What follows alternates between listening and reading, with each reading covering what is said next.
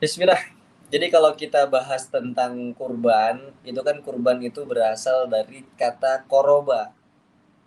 Jadi koroba itu artinya dekat, pendekatan.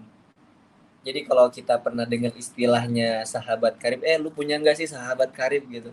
Sahabat karib lu siapa gitu? Kalau nggak, lu punya kariban nggak sih? Nah itu kan artinya kalau kita sering dengar di bahasa Indonesia, ternyata itu artinya Arab gitu. Lah artinya apa? Kurban itu dekat. Maka hakikat kurban itu kan selain daripada kita kurban, mana sih yang benar kurban atau korban atau kurbanan terserah. Intinya sama pada hakikatnya. Adalah tujuan kita bisa mendekatkan diri kita kepada Allah Subhanahu wa taala. Tujuan daripada kurban itu adalah ketika kita bisa ingin mendekatkan diri kepada Allah Subhanahu wa taala. Sampai kemudian itu kan cara lain kita untuk bisa mendekatkan diri kepada Allah Subhanahu wa taala. Di antara pendekatan diri kita kepada Allah Subhanahu wa taala itu kan ada banyak tuh. Allah katakan dalam surah Al-Iqra itu di ayat 19-nya, Iqra bismi rabbikal ladzi khalaq, itu kan Allah mengatakan wasjud waqtarib begitu. Kalau kamu ingin dekat dengan Allah, coba deh kamu sujud. Karena pada dasarnya jarak terdekat seorang hamba dengan Tuhannya adalah ketika di sujud-sujud terakhir. Makanya penting bagi kita itu ketika kita sholat, apalagi kalau bisa sholat tahajud, itu di sujud terakhirnya itu dilama-lamain. Karena jarak terdekat seorang hamba dengan Tuhannya adalah ketika di sujud terakhir. Begitu, itu yang pertama.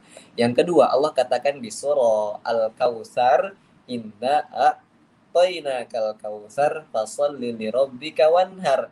Kalau kamu itu pengen dekat dengan Allah, coba kamu fasolli, kamu sholat di situ. Kemudian apa wanhar? Anhar di situ apa? Menyembelih. Nah, maksudnya anhar di sini adalah berkurban. Begitu.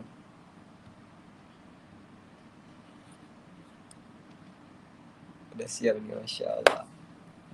Jadi kan kalau kita cerita ini tentang ada kaitannya dengan Nabi Adam alaihissalam, putranya, bahkan sampai dengan putranya Habil dan Qabil.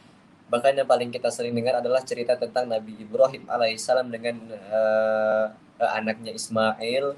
Ini juga berkaitan tentang ceritanya Nabi Muhammad SAW dengan anaknya yang bernama Ibrahim, anaknya Rasulullah SAW yang namanya Ibrahim.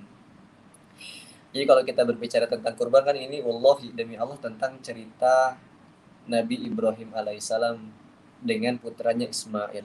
Insya Allah lah ya teman-teman ya. Nabi Ibrahim itu adalah seorang wali Allah, bukan wali Allah, Khalilullah, memang kayak kekasih Allah Subhanahu wa taala yang mendambakan yang namanya buah hati, yang mendambakan yang namanya keturunan. Karena hakikat daripada pernikahan itu adalah pengen meneruskan keturunan. Apalagi dia adalah seorang rasul, apalagi dia adalah seorang nabi. Beliau adalah seorang nabi dan rasul, maka menginginkan sekali yang namanya keturunan. Dan apa yang kemudian di situ? Inilah bentuk daripada kesabaran yang Allah ujikan kepada orang-orang yang soleh. Allah menguji kesabaran kepada orang-orang soleh itu bertubi-tubi. Karena ini memang pelajaran bagi kita. Apa kesabaran yang pertama?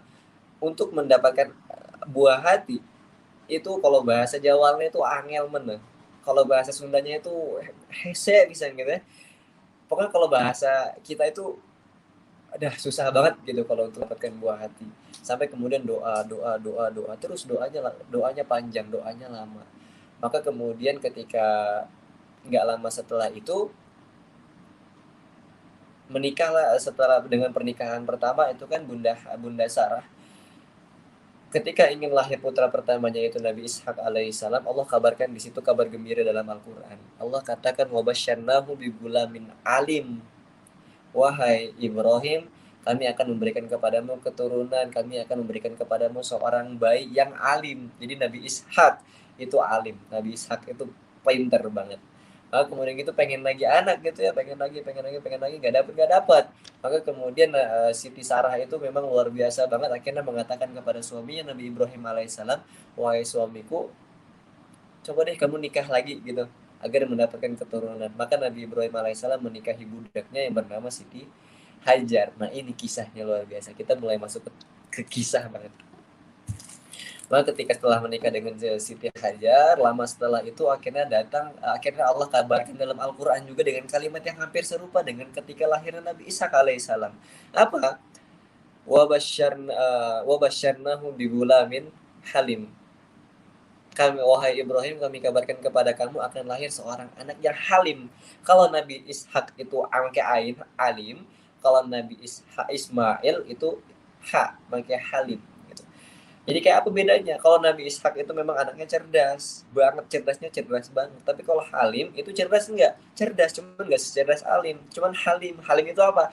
Halim itu saya kasih tahu kayak orang Jawa, kayak orang Sunda. Lo bagaimana? Lembut gitu ya karakternya.